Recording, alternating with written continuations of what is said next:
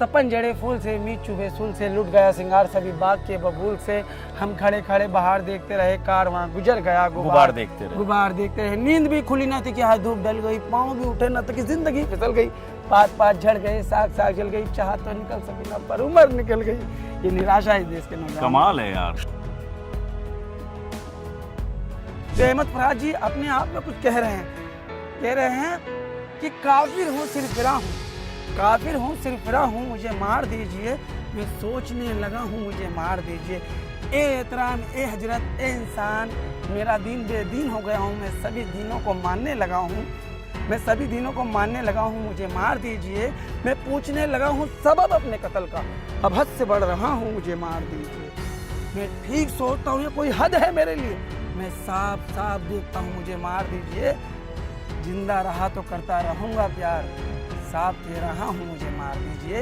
ये जुल्म है कि जुल्म को कहता साफ जुल्म, क्या जुल्म है, मुझे मार दीजिए।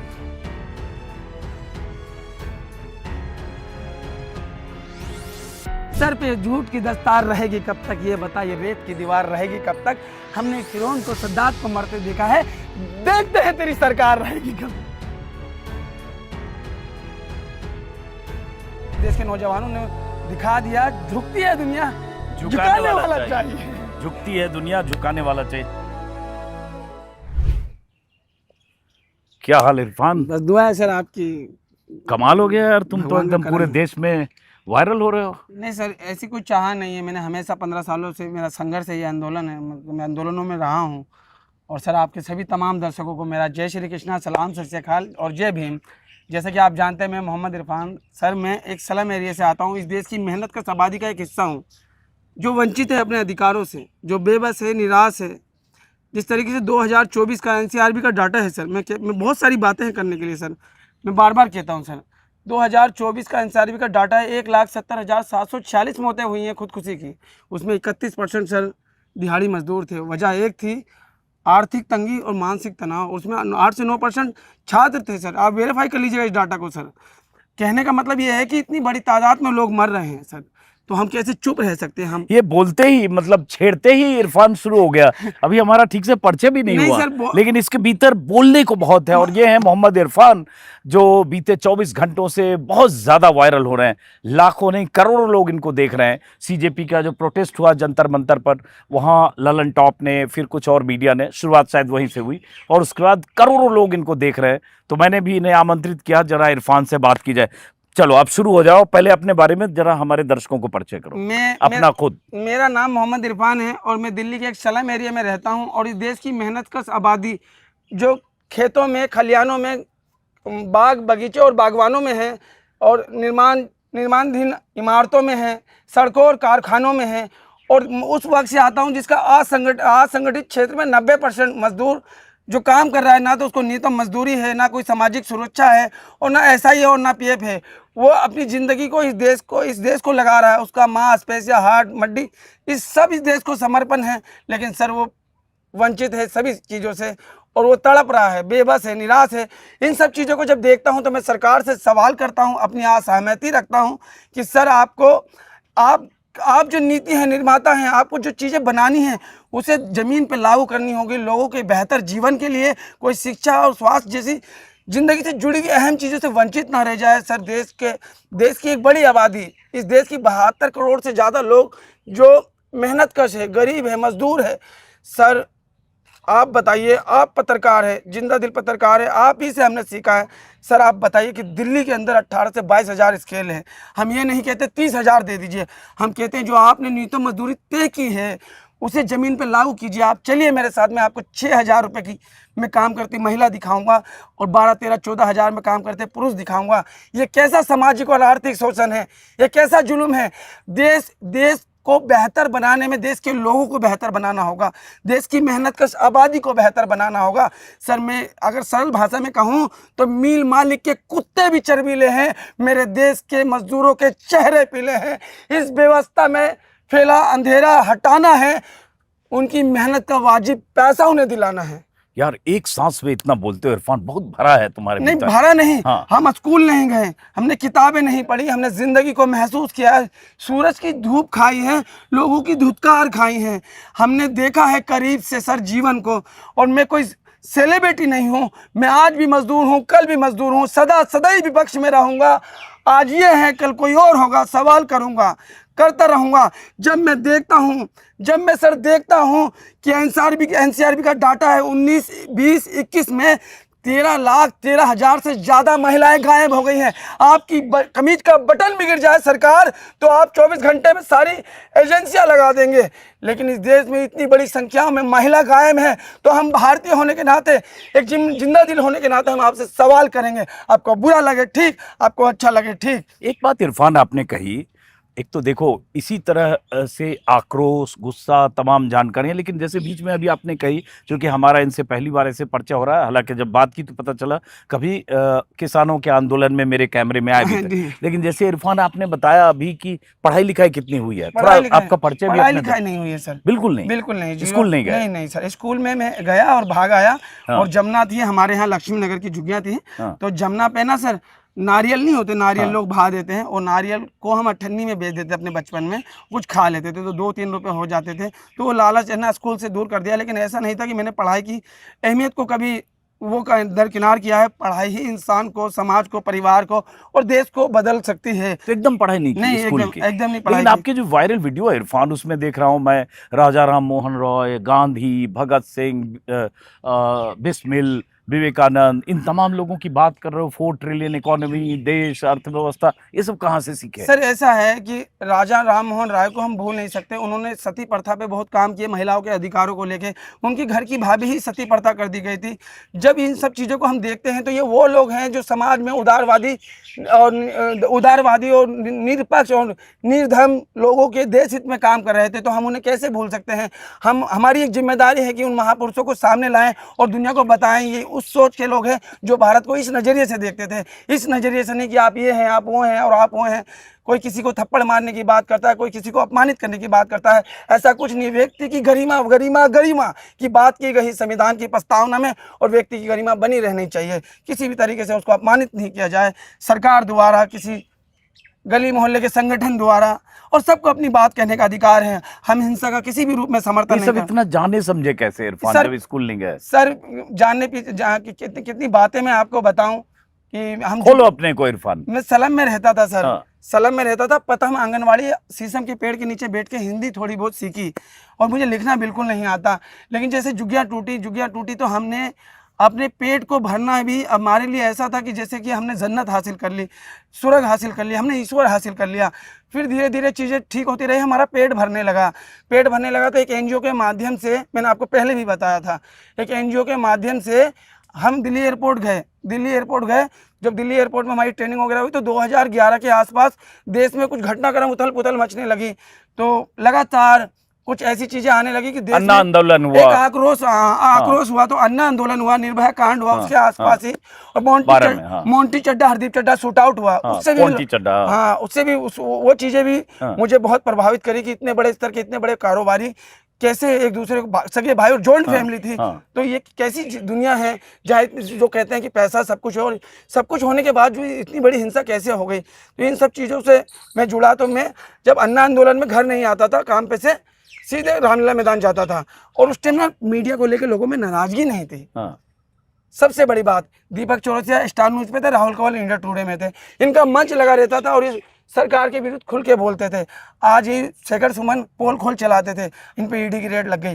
तो आप शेखर सुमन के माध्यम से समझ लीजिए कि अभिव्यक्ति की बात करने वाले कहाँ हैं। आज तो पेड़ यही शेखर सुमन पोल खोल कहते थे, और राहुल जी पे और मनमोहन सिंह पे, सोनिया जी पे खूब तंज कसते थे, लेकिन उस टाइम इन पे किसी की रेड नहीं लगी। लेकिन आज ये यूट्यूब के माध्यम से अपनी बात, अचानक पोल खोल की बात आई। पोल खोल हम लोगों ने शुरू किया था शुरुआती 2004। लेकिन हम फिर इस विषय पर आते हैं, ताकि ये जो जंतर मंतर पर जो प्रोटेस्ट हुआ, वहीं से तुम बहुत वायरल हुए। नहीं सर, मैंने वायरल, मैं सोशल मीडिया आईडी नहीं चलाता। और मैं दुनिया की नज़र में इरफान वायरल हुआ होगा। मुझे आज भी सर ज़मीन पे हूँ, और मैं आपके माध्यम से सभी लोगों से कह देना चाहता हूँ, आप इरफान के लिए दया दृष्टि या किसी तरह का दान मत सोचिए। आइए हम सब मिलकर एक बेहतर भारत बनाएंगे, इस देश की बड़ी आबादी को गुर्बत से निकालेंगे, उनकी ज़रूरतों को दिलाएंगे, एक स्वाभिमानी और एक सम्मानजनक जीवन और एक बेहतर जीवन की एक लड़ाई लड़ेंगे। इस देश की बड़ी आबादी, आप धर्म और जाति के नज़रिए से देश को मत देखिए, देश की बहुसंख्यक आबादी गरीब है, और इस सब संसाधनों पे सबके बराबरी के अधिकार है। मेरा संविधान कहता है, समाजवादी विचारधारा कहती है, धर्म जाति समुदाय किसी भी स्तर में किसी को वंचित ना रखा जाए, सबको बराबरी के अधिकार मिले। तो जब मैं भारत में पीछे मुड़ के देखता हूँ तो बहुत हालत बहुत बुरी है। तो हाँ, अगर आप मुझसे प्यार करते हैं या मेरी तरफ मुझ पे किसी तरह की दया या दान दृष्टि रखते हैं, नहीं, आप मेरे साथ आइए, हम सब मिलकर इस देश को बेहतर बनाएंगे। और हमें गांधी पे, अंबेडकर पे और तमाम उन लोगों को, जैसे डॉक्टर राजेंद्र प्रसाद, तमाम संविधान सभा के उन महापुरुषों का दिल से शुक्रिया अदा करना चाहिए। उन्होंने हमें इतना प्यारा संविधान दिया जो पायदान में खड़े अंतिम व्यक्ति को भी अपनी बात रखने का मौका देती है, और आप जैसे जिंदा दिल पत्रकार जो हम जैसे गरीब और शोषित वंचित पीड़ित लोगों को भी सरकार के समक्ष अपनी बात रखने का मौका देते हैं। लेकिन मैं हैरानी से तुमको देख रहा हूँ कि ये धारा प्रवाह जो बोल रहे हो, ये भीतर से इतनी आग तुम्हारे भीतर भरी हुई मैं है। सर आपसे लगातार कितनी भी देर तक बात कर सकता हूँ। मैं क्या बताऊँ सर, मैं कहता हूँ कि लोगों का नज़रिया क्या है, लोग कैसे सोचते हैं।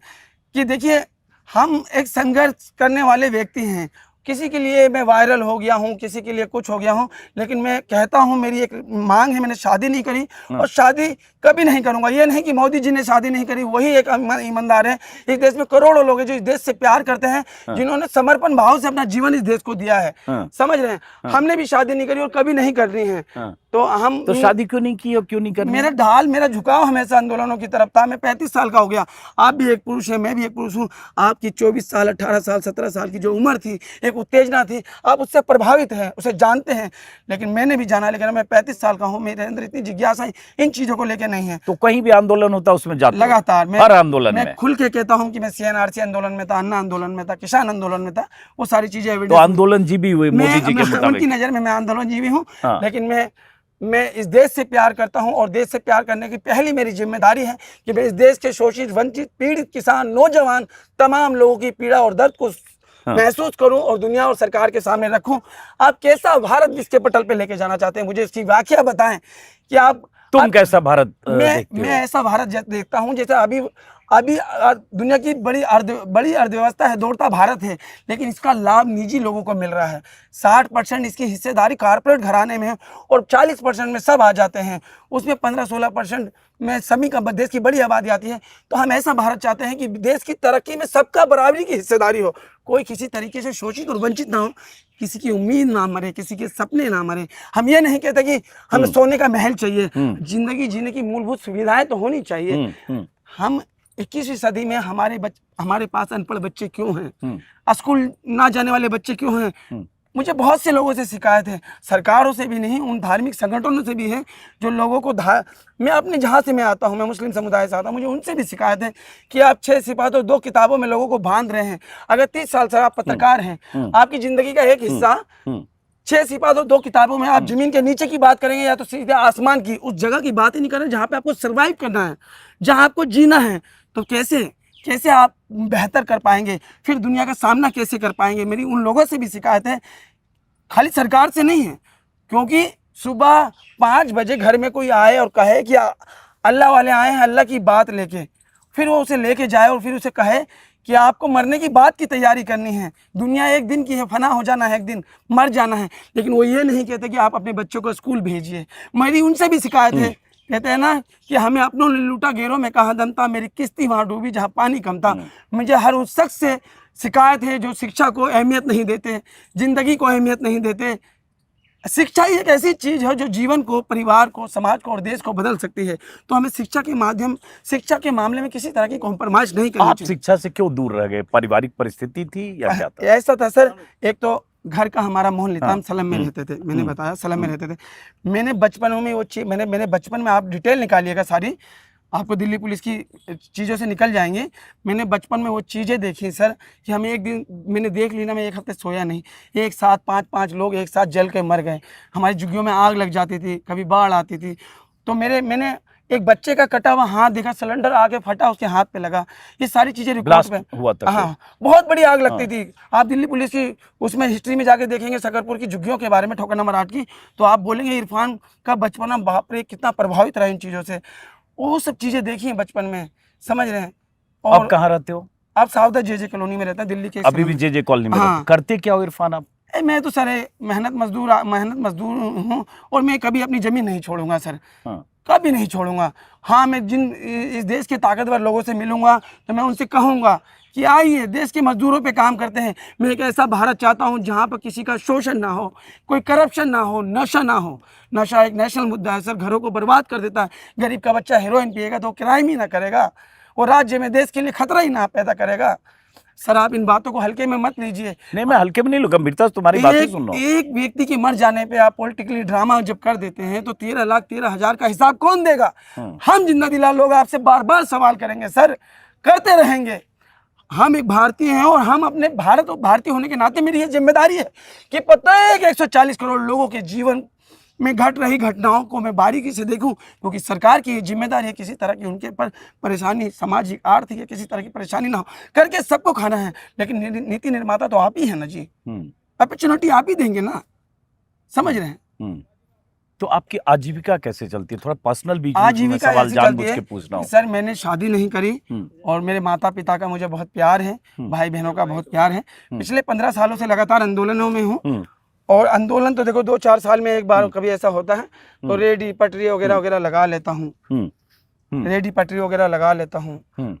और कुल मिला के ये है, रामधारी सिंह दिनकर कहते हैं, वर्षों तक वन में घूम घूम वादा विनगो को चुम चुम, साधु धाम पानी पत्थर, पांडवाय को चोर निखर, सौभाग्य न सब दिन सोता है, देख आगे क्या होता है। तो आगे की चीजें हैं सर। तो ये दिनकर, ये विवेकानंद, कहीं सुना फराद की शायरी भी तुम सुना रहे हो, तो ये सब कहाँ से? नहीं, फराद की शायरी बहुत चीज है। फराद कह रहे हैं कि आप मुझे मार दीजिए, मैं किसी से नफरत नहीं करता, जिंदा रहूंगा तो प्यार करता रहूंगा, मैं नफरत नहीं करता। तो ऐसे आदम गोंडवी साहब हैं, आदम गोंडवी साहब हैं, रामनाथ सिंह ठाकुर नाम था उनका, वो ठाकुर समाज से आते थे, उत्तर प्रदेश से, गोंडा जिला से। तो वो गरीबों के लेखक थे, किसानों के लेखक थे, उनकी कलम में शायरी, मोहब्बत और तराने नहीं थे। आदम गोंडवी और धूमिल दो नाम था, सुदामा प्रसाद। तो आदम गोंडवी की इस तरीके से लाइन है, बेहिचक कही जाती है उस महापुरुष की लाइन को, भुने काजू प्लेट में, इसकी गिलास में, राम राज्य उतरा है विधायक निवास में, जितने हराम खोर थे कुर्बो जवार में, प्रधान बन के आ गए अगली कतार में।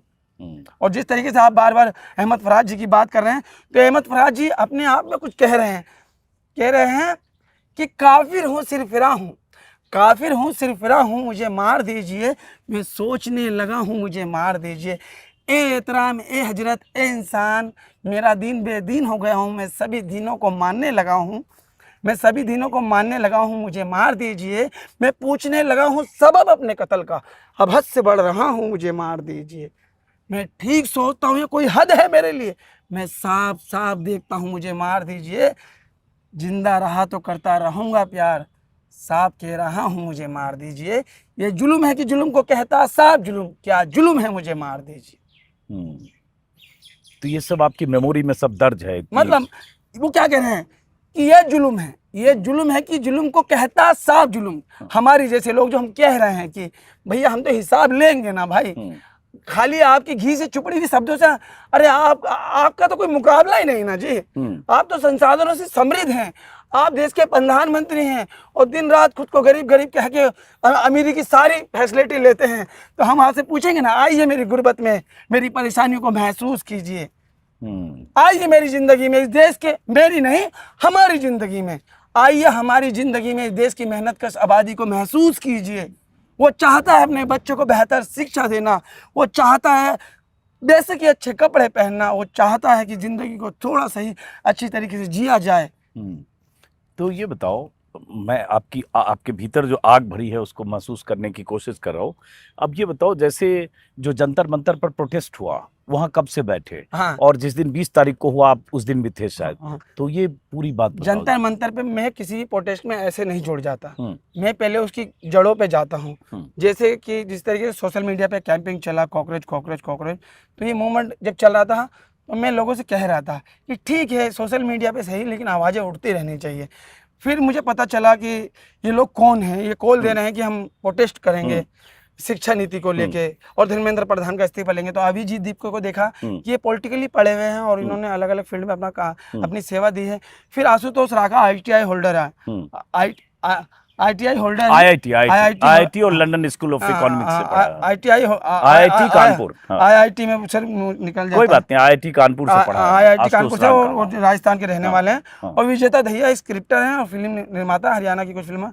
और सौरभ दास जो हैं जर्नलिस्ट हैं और RTI कार्यकर्ता हैं। तो इन सब चीज़ों को देखने के बाद मुझे ऐसा लगा ये नौजवान हैं और पढ़े लिखे शिक्षित हैं। मैं वैसे अनपढ़ हूँ, लेकिन मैं किसी अनपढ़ के पीछे खड़ा होकर अपनी बातों को नहीं रखूँ। इस देश को पढ़ाई की अहमियत को कभी नहीं इग्नोर किया जा सकता। दुनिया की सारी ग्रंथें पढ़े लिखे लोगों ने लिखी हैं, सारी ताकत कलम में है, तो कलम की बातों को इग्नोर नहीं किया जाता। फिर हम आए, फिर मैं सर मंचों पे नहीं जाता, मैं किसी नेता से नहीं, मैं जैसे जो नेता जो संचालन करते हैं मैं उनसे नहीं मिलता। मुझे अपनी बात कहनी है, अपने लोगों की बात कहनी है, इस देश के नौजवान श्रमिक किसान की बात कहनी है, मजदूरों की बात कहनी है। तो मैं आप जैसे जिंदा दिल पत्रकारों से जुड़ता हूँ और लोगों के सामने अपनी बात रखता हूँ और मेरे कहने का सीधा सरल यही तरीका। तो वहाँ जब बैठे 20 तारीख को लाठी चार्ज जब चार्ज हुआ, मेरा नखून उखड़ गया सर, देखो मेरा नखून उखड़ गया। तो मेरी चप्पल भी 20 तारीख को खो गई थी, मेरे पास पैसे नहीं थे चप्पल खरीदने के, क्योंकि वहाँ श्री लेदर ही खुला हुआ था और रेडी पटरी बंद थी और श्री लेदर में ले नहीं सकता था। तो सर मैं नंगे पैर रहा, मार खाई, सब कुछ हुआ, मेरे अपनी जांघों में फंसा के कोनियां मारी गई, लेकिन पुलिस वालों ने, हाँ सिविल में थे। लेकिन मैं इन चीज़ों से डर नहीं था। बस अफसोस और दुख इस बात का था कि भीड़ में बहुत बड़ी तादाद में महिलाएं और बच्चे थी और जो कहते थे कि बेटी बचाओ बेटी पढ़ाओ, उन्हीं पे ये आरोप है कि उन्होंने बेटियों की इज्जत दिल्ली की सड़कों पे तार तार कर दी। पुलिस की ये जिम्मेदारी बनती है, पुलिस प्रोफेशनल होती है, पुलिस की एक अपनी ट्रेनिंग होती है कि भीड़ को कैसे, क्राउड को कैसे हैंडल करना है। मैं आपसे कह रहा हूँ कि आप वाटर कैनन का इस्तेमाल कर सकते थे, बड़ी मात्रा में आप पानी का छिड़काव करके युवाओं को रोक सकते थे, लेकिन आपने ये नहीं किया। आपने लाठीचार्ज किया और सीधे आपने आंसू गैस के गोले दागे, जिससे कि भीड़, ये सब आप देख रहे थे जब हो रहा था? हाँ देख रहा था। और मैं 2 दिन से पीछे सोया नहीं था आंदोलन में, सड़क पे ही रहना था। तो और मैं कुछ खाया भी नहीं था, हल्का फुल्का चल रहा था, तो मुझे चक्कर आ रहे थे, मैं बहुत टूट गया था, गिर गया था, लेकिन मेरे हौसले नहीं टूटे थे सर। ये बताओ, चूंकि आप आंदोलनों में अक्सर जाते हो, शायद ये कौन सी प्रेरणा है कि कहीं भी कोई ऐसा आंदोलन होता है 10-12 साल से तो उस आंदोलनों में चले जाते हो, जैसा कि आपने ही बताया इस बातचीत शुरू होने के पहले? नागरिक आंदोलनों में सर मैं हमेशा जाता हूँ, नागरिक धरने प्रदर्शनों में भी हमेशा जाता हूँ और अपनी तरफ से एक हिस्सेदारी दर्ज कराने की कोशिश करता हूँ।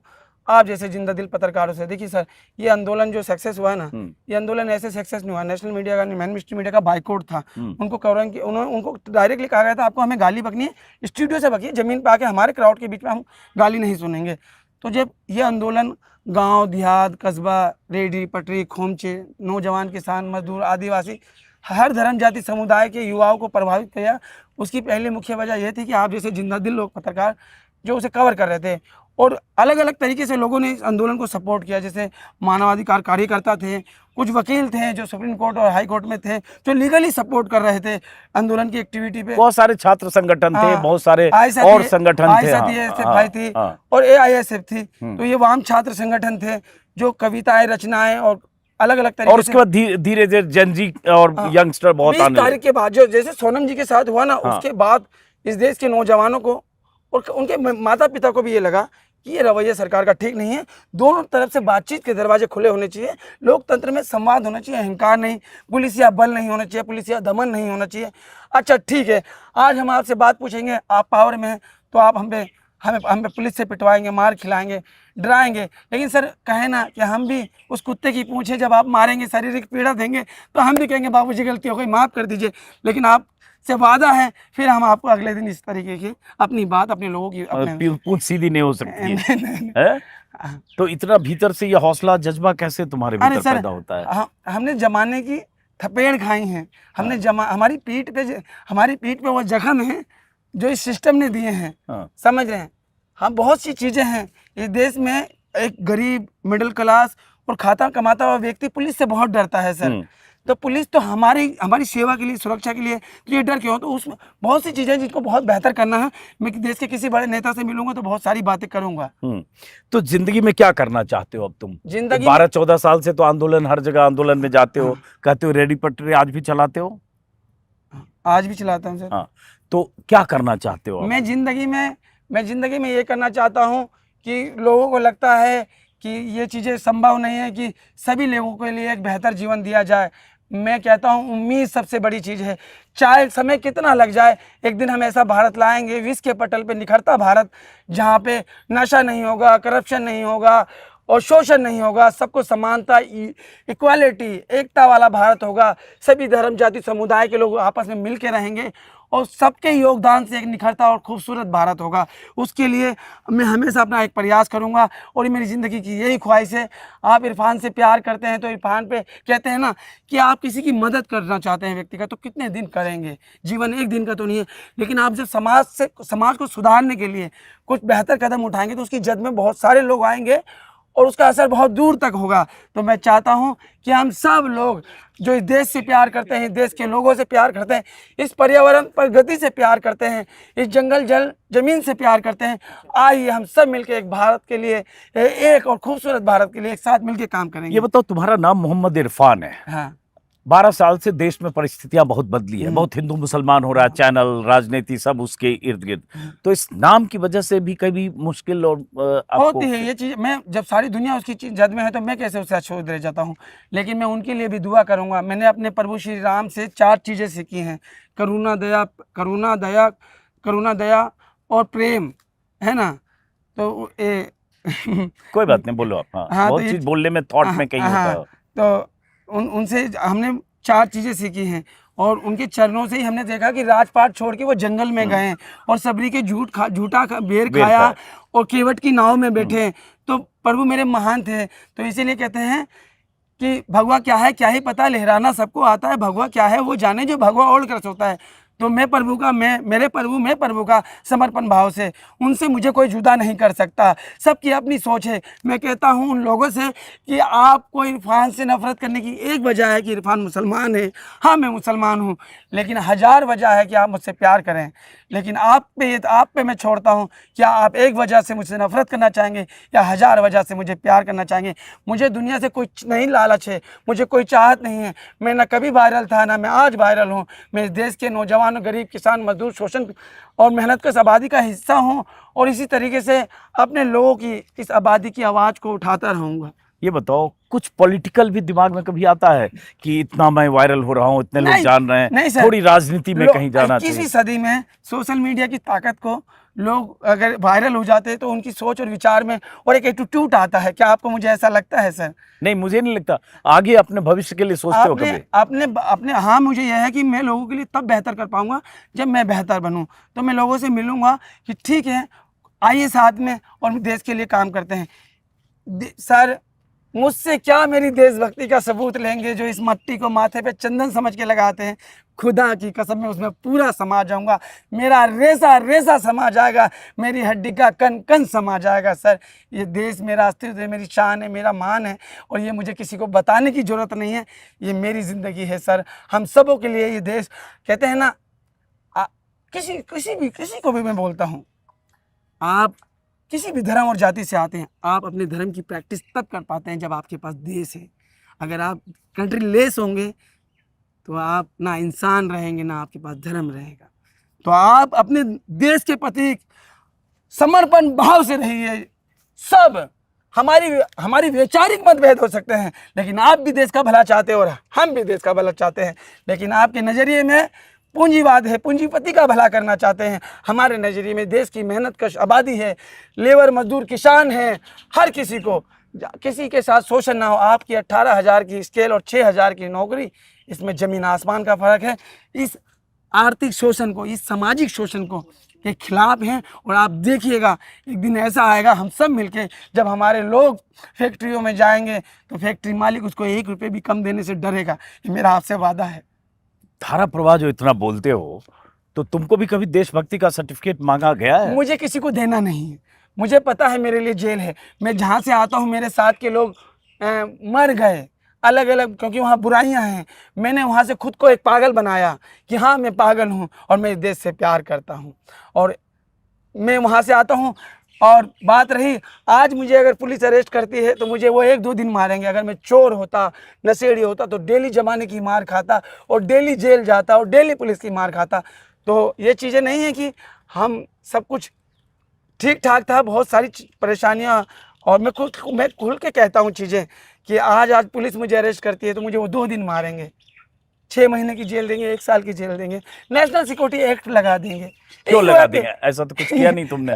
वो लगा देंगे, वो लगा देंगे। सॉरी सर, नहीं कोई बात नहीं। हाँ। वो लगा देंगे। उन्होंने पिछले कुछ सालों में 19,000 से ज़्यादा लोगों पे यूएपीए लगाया है, समझ रहे हैं? वो लगा देंगे। बात तो तुम बहुत इनकलाबी कर रहे हो इरफान, सर तो ये जो इनकलाबी बात कर रहे हो तुम, तो इस देश में कोई आइडियल स्थिति भी तुम्हें लगता है? कोई ऐसा लगता है कि ये लोग हैं? हाँ, हमें हाँ, किसी को तो चुनना पड़ेगा। हाँ, क्लियर है, हाँ, क्लियर है, हाँ, कोई छल कपट नहीं है। हाँ, मैंने उस नेता को देखा है रात को 2 बजे जब वो एम्स जाता है हाँ, और गरीब लोगों की स्वास्थ्य से जुड़ी पीड़ा को महसूस करता है, तो मेरे जैसे मेहनत कश आबादी को उम्मीद जागती है कि हाँ ये नेता है। किस नेता की बात? मैं सुना रहा हूँ, जब वो ऑटो ड्राइवर से बात करता है, वो श्रमिक मैशनों से बात करता है, राजमिस्त्रियों से बात करता है, वो मोची से बात करता है, वो अलग अलग फील्डों में जाके मजदूरों से बात करता है, तो मुझे लगता है कि हाँ ये देश को समझता है। और हम उससे वादा लेंगे, हम उससे वादा लेंगे कि सर जब आप सत्ता में आएंगे तो इस देश की बड़ी मेहनत का आबादी को के अधिकारों से उसे वंचित नहीं होगा। जो आप कानून बनाएंगे वो जमीन पे लागू होना चाहिए। किस नेता की बात वो कर रहे हो? समझ गए, यहाँ लोग समझ गए। तो ये जो तस्वीर और खाका खींचा है तो राहुल गांधी का खाका लग रहा हाँ है। हाँ, हमें चुनना पड़ेगा सर। हाँ। राहुल गांधी काबिल पढ़े लिखे लोग, पढ़े हुए लिखे व्यक्ति हैं और उनका कोई मुकाबला नहीं है। वो बहुत ही सरल और सुलझे हुए इंसान है। जब बहुत बड़े स्तर पे पैसे का दुरुपयोग उनकी छवि बिगाड़ने के लिए किया, फिर भी उन्होंने अपने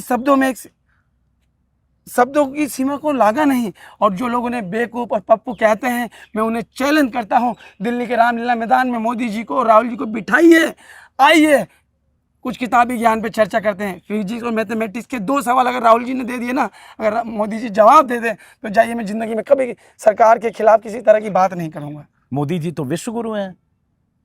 ठीक है, मैं खुद को इस दुनिया का सबसे ताकतवर आदमी मानता हूँ। उनके लोग उन्हें महामानव मानते हैं, विश्व गुरु मानते वो हैं। खुद कहते हैं कि मैं बायोलॉजिकल नहीं हूँ, नॉन बायोलॉजिकल। मैं अपनी माँ से जन्मा हूँ। हाँ। और सारी प्रगति, सारा संसार इसी तरीके से विस्तार हुआ है, सबका विस्तार हुआ है। और जो इरफान आपके कैमरे पे ही जन संघर्ष की कोख से जन्मा है। हाँ। लेकिन चीजें ऐसी होती हैं, लेकिन मैं अवतारी नहीं हूँ और इस दुनिया में कोई अवतार नहीं है। हाँ। जो खुद को अवतारी कहते हैं वो झूठ है और एक पाखंड है। तो इरफान ये बताओ, चूंकि आपको कहीं जगह आपने मुझसे ये नहीं पूछा कि आम कैसे खाते हो, आपने मुझसे ये नहीं पूछा रोटी कैसे खाते हो, आपने मुझसे पूछा इरफान कौन हो और पिछले 15 सालों का ये सफ़र कैसा रहा, और आप बहुत वायरल हो रहे हो। मैंने इस पर चर्चा की ना, आपने मुझसे इस पर, क्योंकि आपकी जिम्मेदारी थी। जिस इरफान को दुनिया देख रही है वो इरफान है कौन, उसकी सोच क्या है।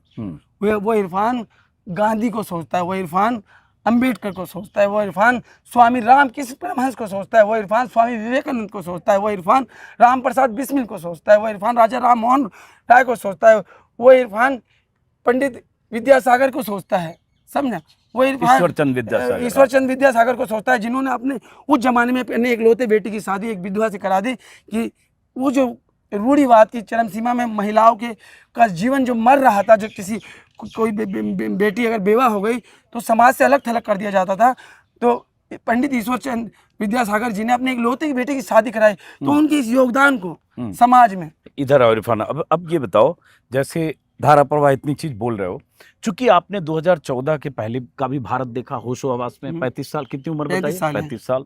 और 2014 के बाद भी, तो 2014 के भारत, पहले का भारत और बाद के भारत में क्या बदला? बहुत सारे लोग मानते हैं कि आजादी ही भारत को 2014 के बाद मिली। इसमें बात हुई है। मैंने आपको जैसे रामलीला मैदान के बारे में बताया कि मीडिया की अभिव्यक्ति और ये सब चीजें, 2014 से पहले अडानी जी की विश्व में रैंकिंग क्या थी, मुझे ये बताइए। आप भी पहले मेरे ख्याल से बहुत नीचे रहे होंगे, अब याद अचानक नहीं है। आप भी एक काबिल और पढ़े लिखे पत्रकार हैं और मैं देश का, मेरे ख्याल से वो 600 में होंगे शायद कहीं। मैं इस देश की बड़ी आबादी को कोई पारस नहीं मिला, अडानी जी को मिल गया। आज वो एशिया के नंबर 1 हो रहे हैं। अंबानी जी को मिल गया, टाटा को मिल गया, बिरला को मिल गया, सिप्ला को मिल गया, विप्रो को मिल गया, तमाम बड़ी कंपनियों को मिल गया। लेकिन इस देश की बड़ी आबादी को वो पारस का पत्थर नहीं मिला।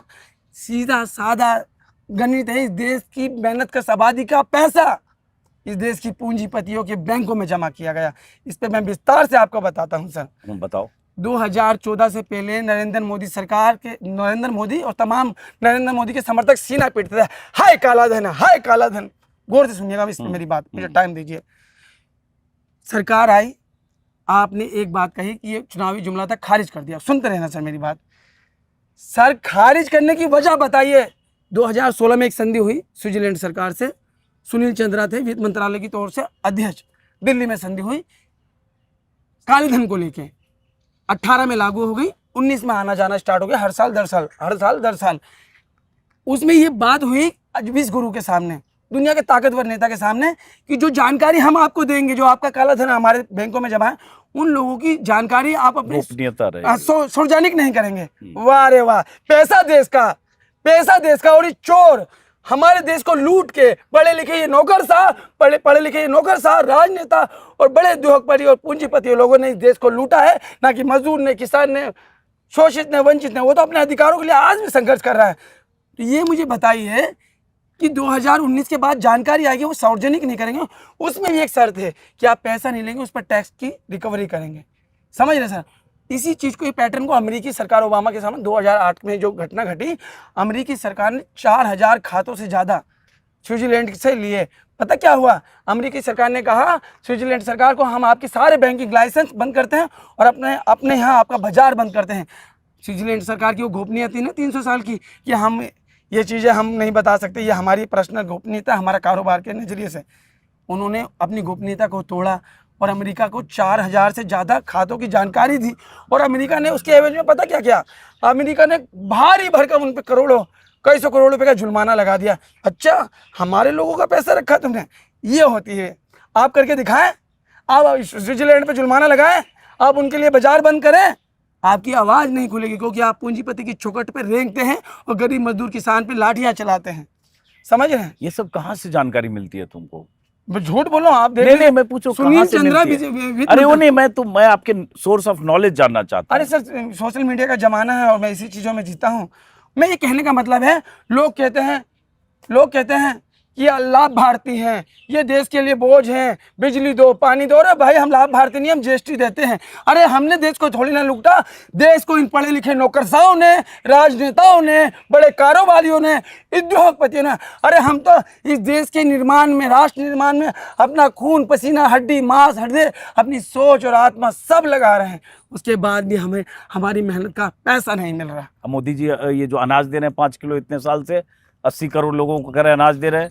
वो सही है सर। हाँ। मैं आप अनाज दे रहे हैं, लेकिन भरपेट रोटी खाना ही जीवन नहीं है। जीवन की अपनी परिभाषा है, अपनी व्याख्या है। जीवन की बहुत सारी चीज़ हैं, मरना जीना है, दुख है, परेशानी है, बेटी है, शिक्षा है, स्वास्थ्य है। 5 किलो राशन में आप इंसान की जमीन को मार रहे हैं। ये तो वही बात हो गई कि सांस लेना ही मेरा विकास है, सांस ले रहा हूँ ये मेरे लिए विकास है। ऐसा नहीं सर, समझ? उसमें भी सांस में भी दिक्कत हो जाती है। 4 महीने पोल्यूशन इतना हो जाता है।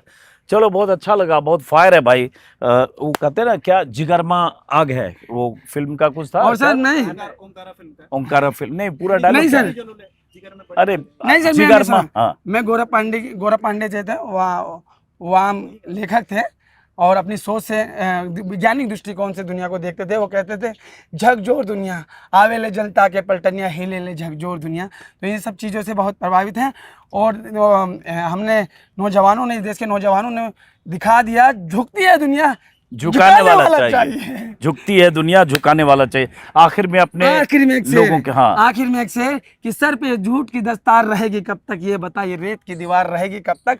हमने फिरौन को, सद्दात को मरते देखा है, देखते हैं तेरी सरकार रहेगी कब तक। गजब यार, एक और सुना के जाओ फिर। 2-3 अपनी जो ताबड़तोड़ लगता है, जो तुम्हें लगता है सुनाना चाहिए, शेर शायरी। एक सुनाता हूं, सुनाओ।